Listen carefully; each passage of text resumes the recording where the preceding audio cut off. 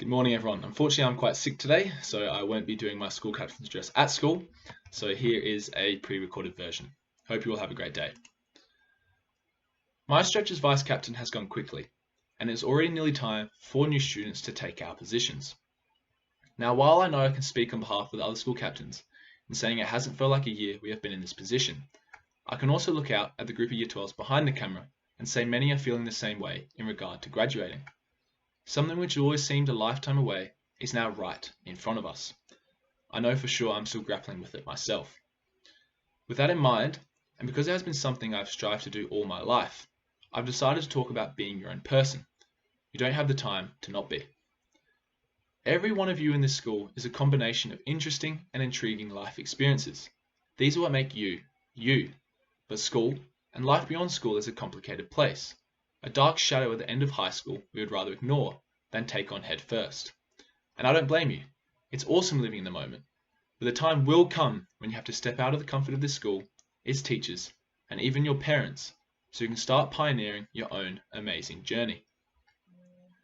The world we live in will throw you curveballs. They are constant and non-stop. So instead of fearing what you can't control, look to yourself to see what you can.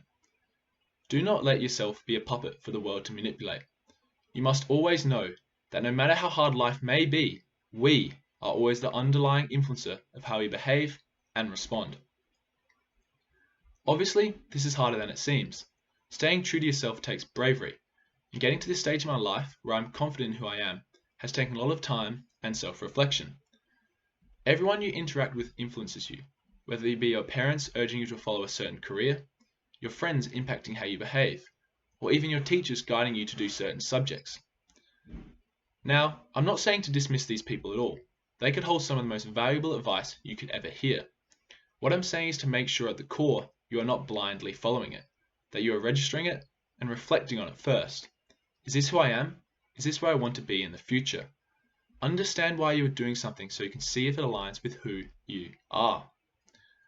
While in many areas of my life, I believe I acted the way I did because it was who I am, there was many others where I didn't, and this was due to the relationship with my brother, a great friend and a prominent individual in my life.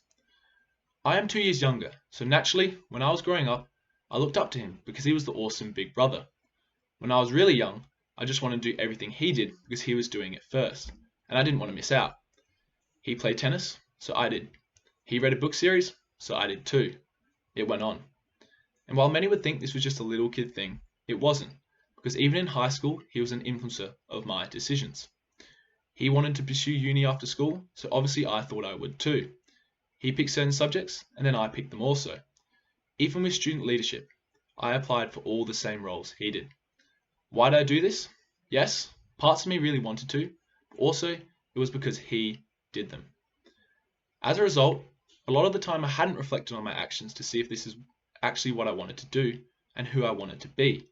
I was just becoming a carbon copy of my brother, like many other people may be becoming carbon copies of their friends or even their parents' wishes. But how have I got to today where this is no longer the case? It is because I failed. While failing is a crucial component of life, which helps you learn and grow as a person, there is no need to do it unnecessarily. My brother was school captain, and I am vice. This was an eye-opening moment because in my eyes, it was my biggest failure to date. This was not because I felt I lost to someone I shouldn't. Mitch has been an outstanding school captain. It was because I haven't been able to follow this preset path. I hadn't accepted I could be different. If you constantly strive to achieve the goals set up by others or behave like someone else, you are setting yourself up to fail. No one can be the exact same as another person, just as another person cannot be the exact same as you. This failure enabled me to recognize this and accept I was different to my brother. It allowed me to see I was unique and appreciate that. Most importantly, it took my own self-reflection to another level. I had begun to realize how many things I'd been doing which were not because I fully wanted to, but now I was able to start changing that.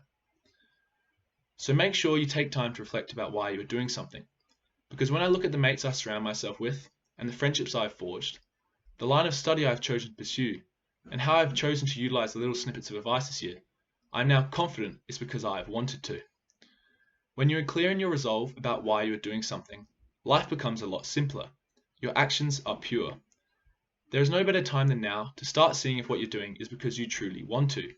And if you do reflect and see that's the case, that's amazing. But if it's not, don't worry. Take it one bit of yourself at a time.